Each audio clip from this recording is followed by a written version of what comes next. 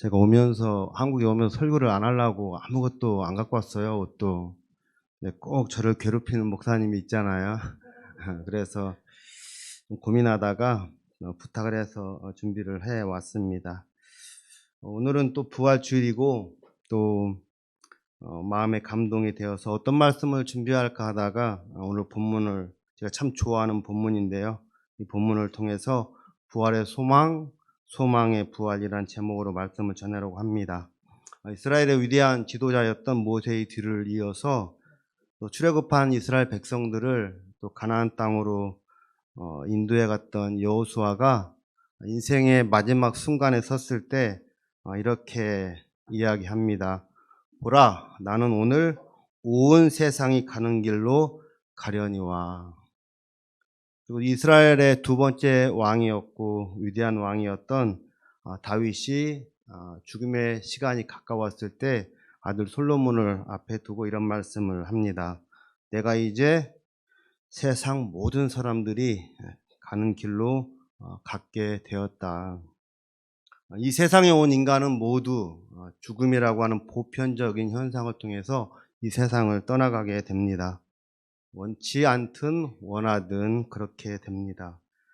그러므로 우리는 언젠가 이 세상을 떠나게 되는데요. 그렇기 때문에 우리 자신에게 반드시 세 가지 물음을 스스로에게 던지고 답을 얻어야 합니다. 첫째는 인간은 왜 죽는가 하는 겁니다. 그리고 두 번째는 인간은 죽으면 어디로 가는가 하는 것입니다. 그리고 세 번째, 인간은 이 죽음의 문제를 어떻게 해결할 수 있을까 하는 물음입니다. 이 부분에 대해서 함께 좀 말씀을 나누려고 합니다. 인간은 왜 죽습니까? 세상은 이 문제에 대해서 많은 설명을 합니다. 각자 분야의 전문가들이 설명을 하는데요. 성경은 이것에 대해서 인간이 하나님 앞에서 죄를 지었기 때문에 영적으로 죽게 되었다고 그렇게 가르치고 있습니다. 인간의 죽음은 죄의 결과라는 것입니다. 그래서 바울은 이렇게 말합니다. 모든 사람이 죄를 범하였음에 하나님의 영광에 이르지 못하였다. 죄의 삭은 사망이다. 그리고 히브리서 저자는 이렇게 말합니다. 한 번 죽는 것은 사람에게 정해진 것이다. 성경이 인간이 왜 죽어야 하는지에 대해서 설명하는 내용입니다. 그러면 인간은 죽어서 어디로 갑니까? 라는 물음에 대해서도 묻고 우리는 대답을 해야 됩니다. 성경은 인간이 어디로 가는가에 대해서 두 곳, 곧 인간이 온 곳으로 다시 돌아간다고 이게 설명을 합니다. 성경은 그 온 곳이 바로 두 곳이라고 합니다. 첫째는 흙, 곧 땅입니다. 왜냐하면 인간이 흙에서 왔기 때문에 그렇습니다. 창세기 3장 19절에서 하나님이 자기 앞에 죄를 범한 아담을 향해서 이렇게 말씀하십니다. 내가 그것 곧 흙에서 취함을 입었음이라. 너는 흙이니 흙으로 돌아갈지니라. 인간이 죽어서 이 세상을 떠날 때 인간은 흙으로 돌아간다고 하는 것입니다. 더 정확히 말하면 먼지입니다. 인간은 죽으면 땅으로 들어가서 먼지로 사라진다고 하는 것입니다. 그럼 이것에 끝나지 않고 성경은 또 한 곳을 이야기합니다. 온 곳이 있다는 거예요. 그것이 바로 영원한 하늘나라, 곧 하나님의 나라라고 하는 것입니다. 요한복음 14장 2절 3절에서 예수님께서 제자들에게 이렇게 말씀하셨습니다. 내가 너희를 위하여 거처를 예비하러 가노니 가서 너희를 위하여 거처를 예비하면 내가 다시 와서 너희를 내게로 영접하여 나 있는 곳에 너희도 있게 하리라. 성경적으로 말하면 인간이 이 세상에 태어나서 살아가다가 죽게 되었을 때 두 곳으로 돌아가는 것인데, 하나는 온 곳, 인간이 근본적으로 온 곳, 흙으로 돌아간다는 것이에요. 플러스 인간은 본래 왔던 곳, 영원한 하나님의 나라로 돌아간다 얘기합니다. 그런데 성경에 따르면 영원한 하나님의 나라에서의 삶은 두 가지 방식으로 이루어진다고 설명합니다. 하나는 하나님과 함께 하나님의 영광 가운데 영원히 산다는 것이에요. 다른 하나는 하나님 밖에서 영원한 삶을 산다고 하는 것이에요. 이 두 가지가 성경이 말하는 영원한 하나님의 나라에서의 삶에 대해서 이야기합니다. 그 삶의 모습은 어디에서 결정되냐? 바로 이 땅에서 결정된다고 성경은 우리에게 가르칩니다. 이 땅에서 하나님을 믿고 섬기면서 살아간 인생은 하나님과 함께 영원한 나라에서 그의 영광 가운데 산다는 거예요. 그리고 이 땅에서 하나님을 거부하고 자기 마음대로 산 사람은 하나님의 영광 밖에서 영원히 산다고 하는 사실이에요.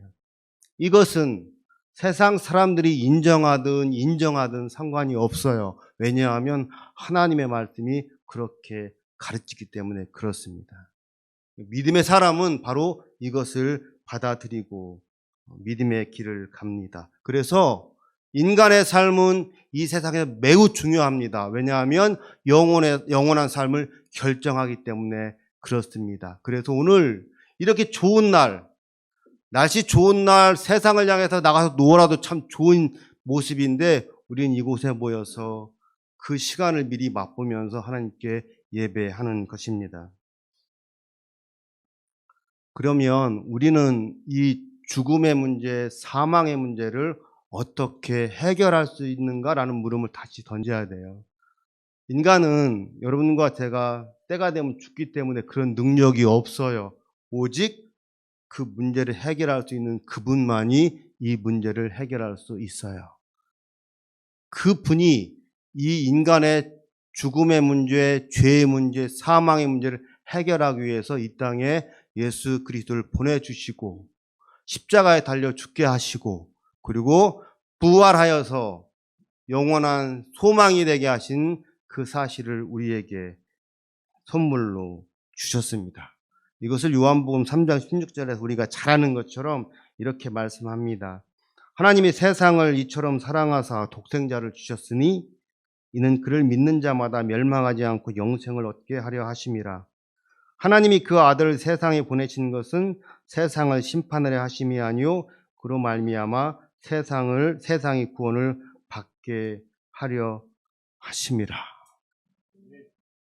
성서적 관점에서 인간의 가장 큰 필요는 죄와 구원의 문제를 해결하는 겁니다.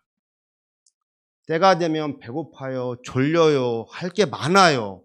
우리에게는 필요가 있어요. 그래도 이 모든 필요 중에서 가장 큰 필요는 이 죄와 죽음의 문제를 해결하는 거예요. 근데 문제는 이 문제를 우리는 해결할 수 없다는 거예요. 가장 사랑하는 사람이 떠나갈 때 우리는 아무것도 할 수 없어요. 그때 고통 중에 있어요. 왜요? 우리는 할 수 없기 때문에. 그 할 수 없는 문제를 인간을 지으시고 이 세상을 지으시고 구속하시고 다스리는 그 하나님께서 해결해 주셨다는 거예요. 우리는 그것을 받아들이고 그 안에서 살아가면 되는 거예요. 이것이 바로 부활의 놀라운 소식입니다. 오늘 본문 로마서 14장 7절에서 9절은 바로 이와 관련해서 분명히 이야기합니다. 기독교 신앙의 중요한 중심적인 세 가지 이유를 이 본문이 담고 있는데 제가 간단히 또 전하면서 말씀을 마치려고 합니다. 제가 읽어볼게요. 우리 중에 누구든지 자기를 위하여 사는 자가 없고 자기를 위하여 죽는 자도 없도다. 우리가 살아도 주를 위하여 살고 죽어도 주를 위하여 죽나니 그러므로 사나 죽으나 우리가 주의 것이로다.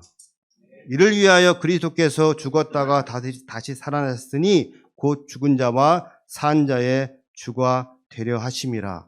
기독교 신앙에 두 중심축이 있는데 하나는 십자가이고 하나는 부활입니다. 하나는 고난이고 하나는 영광이에요. 이 두 가지가 함께 만나서 우리에게 소망으로 다가옵니다. 이 소식을 듣고 우리는 이야기합니다. 이 본문에 세 가지 중요한 내용이 있는데요. 첫 번째는 그리스도인은 누구인가 하는 겁니다.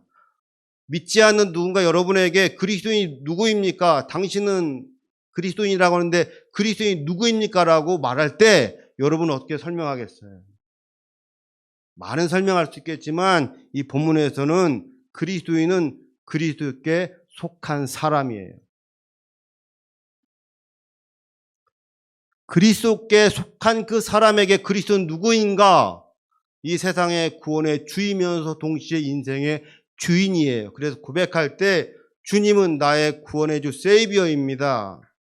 그리고 주님은 내 인생의 주인 로드입니다라고 고백하는 거예요. 예수를 믿기 전에, 예수께 속하기 전에